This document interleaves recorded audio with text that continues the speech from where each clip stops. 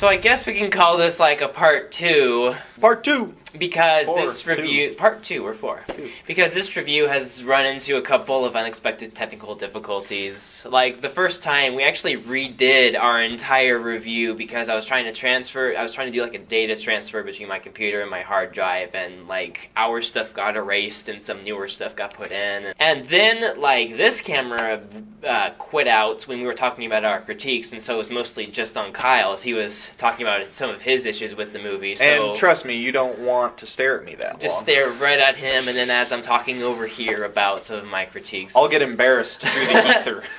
It's been a weird amount of time. It was weird trying to get that second review done. I think it's taken 3 months to make this review at this point. It's been some time since we first shot this.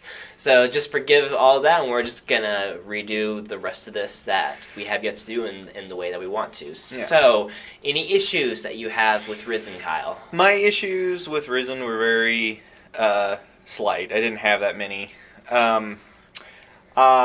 One thing I had a problem with was the there's CGI in the movie, and there's not a lot of CGI, or I should say there's not a lot of noticeable CGI. Mm-hmm. Which is what I like in movies, historical movies and stuff like this, is you want the CGI to be blend in, you want it to blend in. And I mean, we're in 2016, so at this point, minor CGI and stuff you shouldn't notice. I mean, the throwing spears through midair and adding people, all of that has to be. And adding people into scenes who aren't actually crowds there. Of people into a wide shot. That's all, and I'm sure all of that happens in this movie, and it's good. It's done well. You don't notice it. There are 2 instances, however, that had me a little bit frustrated with the CGI, and that was it's at the end of the movie when Yeshua is rising. He's ascending. He's ascending. The transformation, if you will. There's this wave, this blast of energy, this big flash, and I wouldn't have any problem with it if the disciples had cowered in fear and kind of sold the effect and looked like they were getting blasted back, which they did. But there's one little nitpicky thing I have, and that's I could see the wave of energy, and I didn't.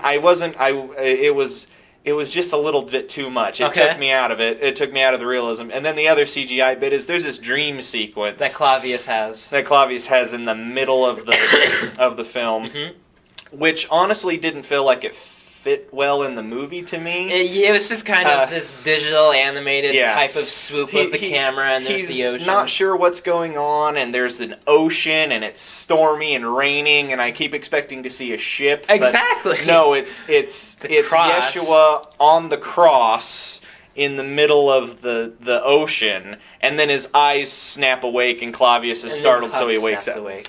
And I don't think I would have had a problem with that dream sequence if it had just been a dream where he was back at the hill where the alleyway where the crucifixion was taking place and was like standing there staring at it, and then the eyes snapped open. That would have been fine. But why was he out in the middle of the ocean? The ocean didn't look real. The storm didn't look real. It was just a bad... The kind of CGI just didn't work. It was terrible. It was just terrible. And it just kind of took me out of it for a moment. But other than that, I mean, that was really my only problem with the whole film. That's not bad. No, I mean, all in all, it was very good. Very good. But yeah, I enjoyed the movie as a whole. I enjoyed it as a historical piece.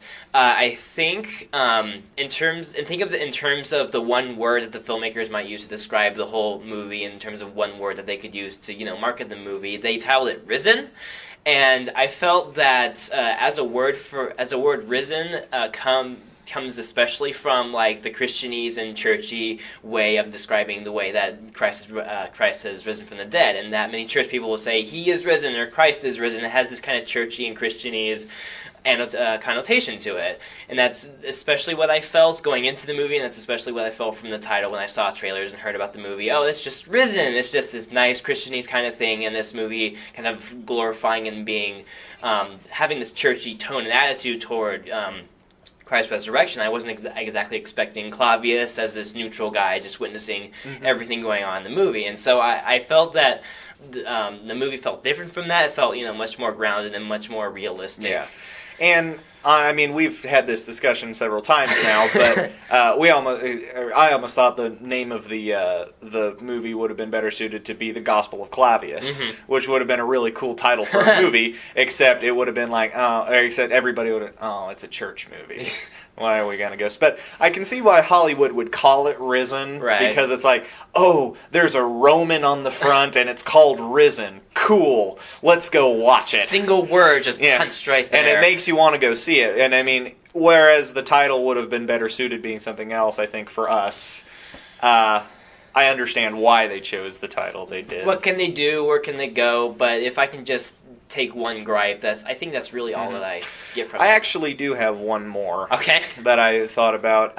Tom Felton's character, whose name is Lucius, which is rather funny because, it's Tom Felton and he was in Harry Potter and his father was Lucius.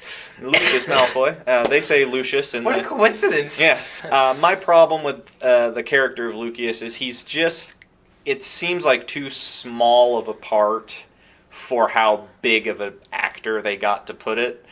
I mean, he has his own little character journey as he's trying to find... He does have his own little character journey, which is at the end, which is actually not that long in the whole scheme of things. He's like... he gets sent out by Pontius to go find him. He finds him, and then he goes home. It's not a very long movie. So he's really just a glorified sidekick. Right, exactly. And I felt like they could have got a different actor for that part. And this might just be my own personal bias because I enjoy the Harry Potter films so much. And that actor stands out to you. Maybe Tom Felton isn't a big name actor, now that I think about it. But just for me, his part, either they needed, for the part that was there, they either needed a smaller actor, or they needed to expand the part a little bit. Sure. But I mean, it doesn't take away from the fact that Tom Felton did a fantastic job in the role. Yeah, the role was a fantastic addition to Clavius, the story as a whole. And it was a good addition to the story. Yeah, and really, other than just those two little critiques, the film held up really well. It was a really cool period piece and a really cool watch for the both of us, and I really enjoyed it production-wise. I really enjoyed it vision-wise and just being realistic, down to earth, and just throwing this extra neutral, fictional character into there. Let's see kind of the conversion from a non-believer into someone who's still not sure he can believe it, but he's going to tell his story. Which is, again, why I really thought The Gospel of Clavius would have been a really cool name. But yeah, just kind of wrapping it all up, great production value, very realistic and very down to earth, and takes a very nice, I guess, not so churchy approach to Jesus and walking the earth and how he rose from the dead. I think I would go ahead and rate this movie with a B+. I'm going to give it a B+ as well, just because of the historical accuracy, the fact they had Roman-looking people playing the Romans, Middle Eastern-looking people playing the Middle Easterns, and someone who wasn't a gorgeous Greek man playing Jesus. It was fantastic.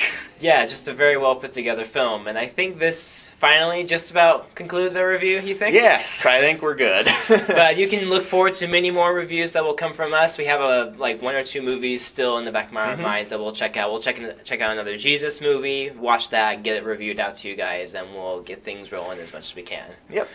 And I will always be here if there is a historical thing to talk about. So. And I'll always be here for all the movie stuff to talk about. Yes, we'll combine the two. We'll combine the two specialties, and we'll talk about it on camera and make a pretty rich talk about it, which I think we've done here. Yes. So we'll see you guys next review. Bye-bye. See you guys later. But yeah, so we start the movie with the death of Jesus, which doesn't happen very often. Usually we get to the death, and that's it. This follows the very important story afterwards of his rebirth, and later the transformation and ascension.